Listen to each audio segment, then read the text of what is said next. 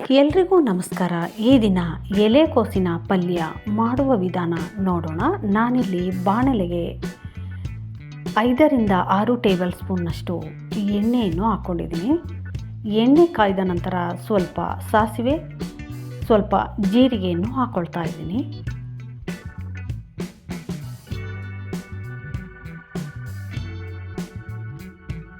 ಒಂದು ಟೀ ಸ್ಪೂನ್ನಷ್ಟು ಕಡಲೆಬೇಳೆ, 1 ಟೀ ಸ್ಪೂನ್ನಷ್ಟು ಹೆಸರುಬೇಳೆಯನ್ನು ಹಾಕ್ಕೊಳ್ತಾ ಇದ್ದೀನಿ. ನಾನಿಲ್ಲಿ ಉದ್ದಿನ ಬೇಳೆ ಬದಲಾಗಿ ಹೆಸರುಬೇಳೆಯನ್ನು ಬಳಸಿದ್ದೀನಿ. ನೀವು ಉದ್ದಿನ ಬೇಳೆ ಬೇಕಿದ್ದರೂ ಬಳಸ್ಕೊಳ್ಬೋದು. ಇದು ಕೂಡ ರುಚಿ ಚೆನ್ನಾಗೇ ಇರುತ್ತೆ.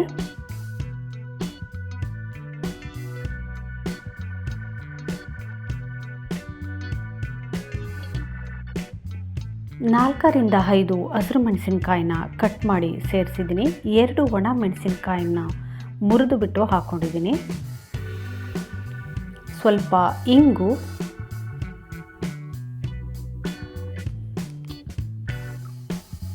ಸ್ವಲ್ಪ ಕರಿಬೇವಿನ ಎಲೆಗಳನ್ನು ಸೇರಿಸ್ಕೊಂಡಿದ್ದೀನಿ.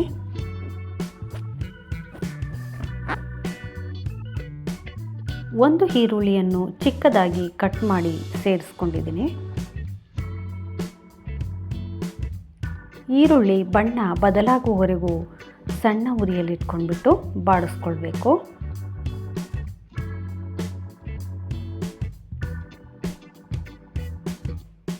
ಕಾಲು ಟೀ ಸ್ಪೂನ್ನಷ್ಟು ಅರಿಶಿಣ ಪುಡಿಯನ್ನು ಸೇರಿಸಿದ್ದೀನಿ.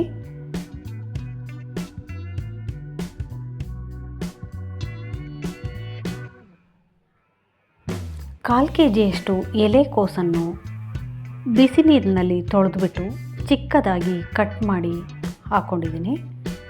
ಚಿಕ್ಕದಾಗಿ ಕಟ್ ಮಾಡೋದ್ರಿಂದ ಬೇಗನೂ ಬೇಯುತ್ತೆ, ರುಚಿ ಕೂಡ ತುಂಬಾ ಚೆನ್ನಾಗಿರುತ್ತೆ. ಎಲ್ಲವನ್ನು ಚೆನ್ನಾಗಿ ಮಿಕ್ಸ್ ಮಾಡಿಕೊಳ್ಬೇಕು. ಬೇಯೋದಕ್ಕೋಸ್ಕರ 1-2-3 ಟೀ ಸ್ಪೂನ್ನಷ್ಟು ನೀರನ್ನು ಹಾಕ್ಕೊಳ್ಬೇಕಾಗುತ್ತೆ. ನೀರು ಹಾಕಿಬಿಟ್ಟು ಚೆನ್ನಾಗಿ ಮಿಕ್ಸ್ ಮಾಡಿ ಮುಚ್ಚಳ ಮುಚ್ಚಿಬಿಟ್ಟು 4 ರಿಂದ 5 ನಿಮಿಷಗಳ ಕಾಲ ಸಣ್ಣ ಉರಿಯಲ್ಲಿ ಬೇಯಿಸ್ಕೊಳ್ಬೇಕು.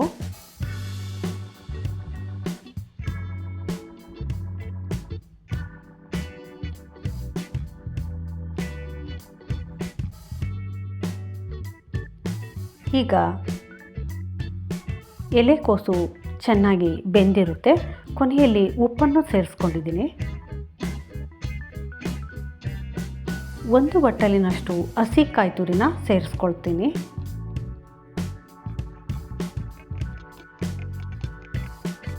ಸ್ವಲ್ಪ ಕೊತ್ತಂಬರಿ ಸೊಪ್ಪನ್ನು ಕೂಡ ಕಟ್ ಮಾಡಿ ಸೇರಿಸ್ಕೊಳ್ತಾ ಇದ್ದೀನಿ. ನಿಂಬೆಹಣ್ಣಿನ ರಸ ಬೇಕಿದ್ದರೂ ಕೂಡ ಸೇರಿಸ್ಕೊಳ್ಬೋದು. ನಾನಿಲ್ಲಿ ಸೇರಿಸ್ಕೊಂಡಿಲ್ಲ, ನೀವು ಬೇಕಿದ್ದರೆ ಸೇರಿಸ್ಕೊಳ್ಳಿ. ಎಲ್ಲವೂ ಬೆರೆಯುವಂತೆ ಚೆನ್ನಾಗಿ ಮಿಕ್ಸ್ ಮಾಡ್ಕೊಳ್ಳಿ. ಈಗ ರುಚಿಕರವಾದ ಎಲೆಕೋಸಿನ ಪಲ್ಯ ಸಿದ್ಧ ಆಗಿದೆ. ಇದು ರೊಟ್ಟಿ ಮತ್ತು ಚಪಾತಿಯೊಂದಿಗೆ ತುಂಬಾ ರುಚಿಯಾಗಿರುತ್ತೆ. ನೀವು ಕೂಡ ಈ ರುಚಿಕರವಾದ ಎಲೆಕೋಸಿನ ಪಲ್ಯವನ್ನು ಒಮ್ಮೆ ಮಾಡಿ. ಮತ್ತೊಂದು ವಿಡಿಯೋದಲ್ಲಿ ಸಿಗೋಣ. ಧನ್ಯವಾದಗಳು.